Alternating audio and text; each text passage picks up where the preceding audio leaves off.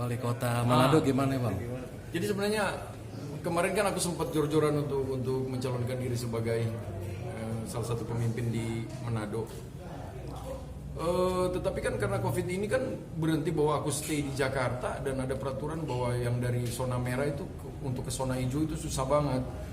Dan ada beberapa bulan aku stuck di Jakarta dan tidak ke Manado. Sementara kan ini kan pilkada ini kan pertandingan gitu loh. Aku dan tim berhitung kembali apakah layak untuk ikut lagi atau enggak, karena kan semuanya juga harus hitung-hitungan ini. Maksudnya ya jujur-jujur aja, nggak harus sekedar gerasak gerusuk, wah yang penting menang ya, nggak gitu. Yang menang kan kita kan mau kerja kayak gini untuk rakyat, untuk orang banyak ya. Dengan keadaan kita yang compang-camping, dengan keadaan kita yang mikirin banyak orang juga di Jakarta, terus tiba-tiba harus konsentrasi ke sana ya. Aku sih secara pribadi masih berhitung, belum memastikan diri untuk ikut atau enggak. Karena kemarin perkiraanku bahwa pilkada itu ditunda, ternyata enggak. Ternyata cuma ditunda beberapa saat aja, ternyata tetap berlangsung Desember. Dan ya mungkin masih berhitung sih kalau pilkada itu. Aku belum tahu pasti maju apa enggak. Itu pun udah diomongkan sama udah ada pembicaraan antara aku sama Pasya, karena aku juga udah bilang bahwa kita harus berhitung lagi nih.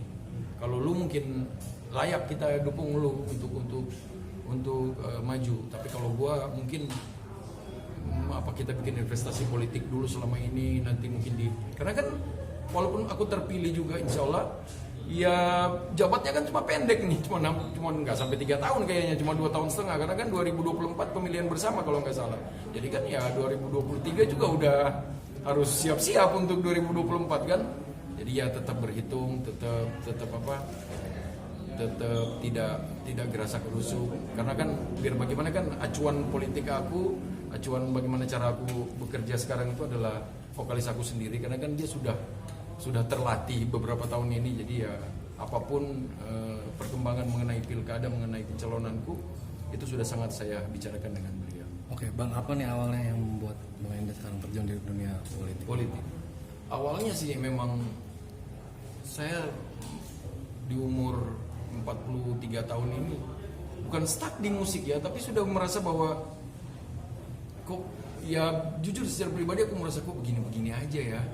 Maksudnya aku juga ada nama besar Ungu di belakangku, sementara aku untuk turun main ke bawah juga mungkin orang-orang yang di bawah juga mulai nggak enak main sama aku, untuk ke atas juga sudah nggak bisa ya, jadi stuck di situ. Jadi mungkin aku pengen apa ya ini ya yang harus kita lakukan dalam hidup biar kita tetap bergelora, maksudnya biar kita tetap tidak stagnan, tidak mikir yang macam-macam, tidak menghabiskan penghasilan untuk hal-hal yang tidak berguna. Makanya aku pikir apa gua pulang ke daerah gua gitu loh, ke Manado untuk mulai. Sebenarnya aku jujur aja belum terpikirkan untuk mencalonkan diri, tapi memang waktu itu aku sempat mulai mengelola LSM dan lain-lain yang ada di daerah, khususnya di sana organisasi kemanusiaan dan lain-lain. Tapi mungkin masyarakat sana juga merindukan, masa cuma Palu doang yang punya wali kota wakil wali kota dari selebriti atau dari artis, dari pemain band, kenapa Manado nggak bisa punya gitu loh. Mungkin masyarakat sana yang mulai menggaungkan, dan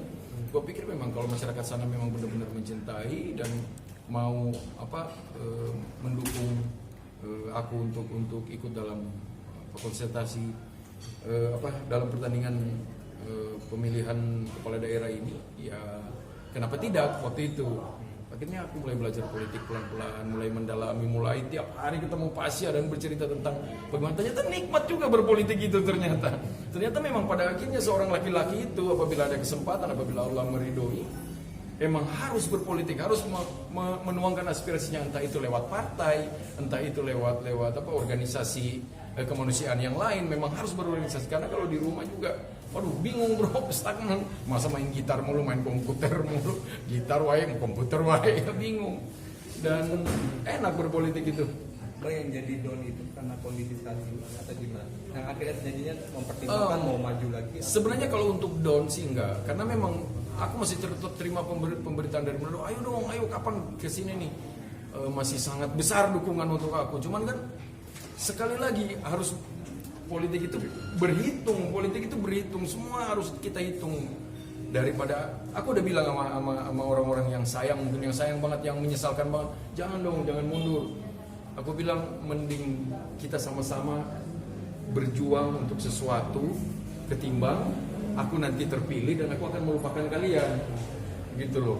Jadi ya jujur aja bahwa aku bukan seorang politikus, aku adalah masyarakat, aku adalah orang yang benar-benar terpanggil untuk mulai bekerja untuk orang banyak. Jadi aku tidak memikirkan, jujur aja aku selalu bilang bahwa aku ada di sini bukan karena memikirkan syahwat pribadi, karena kalau memikirkan syahwat pribadi sudah cukup yang aku dapatkan sekarang di keluarga besar Ungu gitu loh. Jadi buat ngapain? Ya mungkin itu pula yang terpikirkan oleh vokalisku, bahwa ya jujur aja kita bekerja bukan buat syahwat pribadi, buat orang banyak. Jadi kalau di saat pencalonan kita pada akhirnya kita berhitung hanya untuk merugikan orang banyak, buat ngapain? Mending gue menjadi masyarakat, mending gue masih bergerak di LSM, mending gue masih mengelola organisasi kemanusiaan yang lain yang mungkin lebih berguna dan ketimbang gue memakai baju pemimpin itu loh. Mungkin itu pemikiran gue. Kalau masukan dari Mas Pasya nggak? Hah? Masukan dari Mas Pasya sendiri? Kalau masukan dari Mas Pasya sendiri, Mas Pasya juga sangat menghargai, dan dia bilang iya benar, kita harus berhitung lagi memang semuanya, karena tidak ada yang tidak susah di zaman ini, di zaman COVID-19 ini, di zaman Corona ini, tidak ada yang tidak susah. Semua susah, percayalah bahwa semua susah. Kita lihat bahwa banyak orang yang terima sumbangan, yang di atas yang ngasih sumbangan juga susahnya minta ampun. Jadi ya memang semuanya harus berhitung. Kenapa Pasya terus maju menjadi itu? Karena memang beliau udah duduk duluan. Jadi prioritas kita berempat sebagai saudara dia akan menunjang dia. Karena kan kalau sampai dua-dua ikut bertanding dalam keadaan kayak gini, waduh, tinggal 3 orang nih yang menyokong, bagaimana nih? Jadi ya gitulah. Jadi kita satu-satu lah.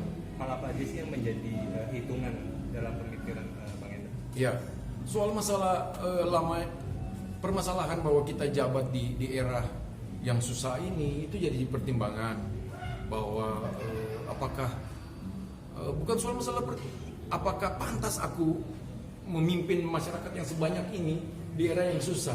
Aku bilang sama saudaraku yang akhirnya aku mulai bicara sama dia bahwa dia kayaknya lu yang lebih pantas daripada gue. Lu yang lebih harus ada di posisi ini. Kalau lu mengiyakan lu ada di posisi sini, saya akan menunjang 100%. Saya akan turun untuk mendukung saudara. Tapi lu harus bilang iya. Kalau lu nggak bilang iya, ya mungkin lu yang lebih pantas, karena kan jujur aja kalau orang bilang lu tahu apa mengenai pemerintahan, gue memang nggak tahu apa-apa gitu mengenai pemerintahan, jujur aja. Jadi ya mungkin gue sekolah di sekolah hukum, gue seorang sarjana yang belajar mungkin ketatanegaraan, tapi kan ini berhadapan langsung dengan masyarakat, berbeda dengan apa yang kita baca di buku gitu loh. Nah orang-orang yang berpengalaman ini justru yang harus kita dukung. Itu maksud gue, bahwa politik itu bukan sekedar syahwat pribadi menurut gue, bahwa bagaimana merelakan kesempatan kita, bahwa jujur aja bahwa kesempatan aku untuk duduk di atas itu besar banget sekarang, apalagi ditunjang oleh Pasya yang lagi jabat sekarang dan lain-lain, Pasya petinggi di partai.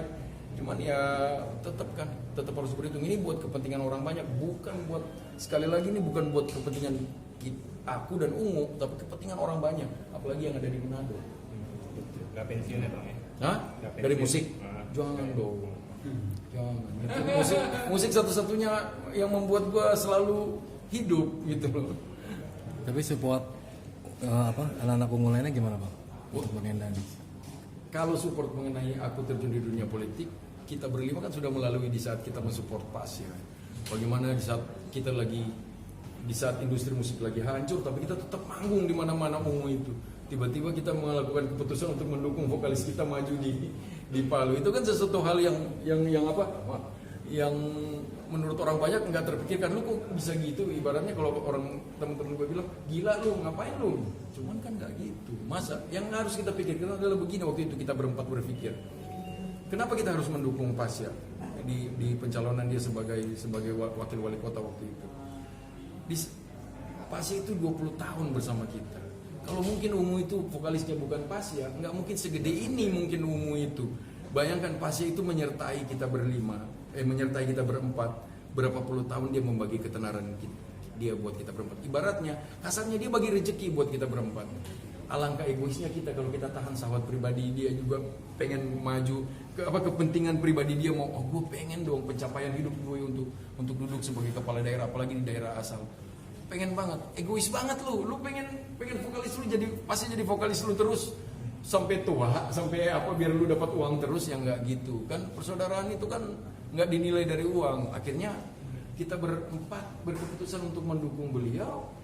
Kita nawaitu, nggak ada modal, nggak ada apa, nawaitu kalau Allah menakdirkan mau jadi, mau duduk, bismillah kita aja. Dan alhamdulillah orang-orang mencemooh waktu itu, alhamdulillah beliau menang telak di Palu.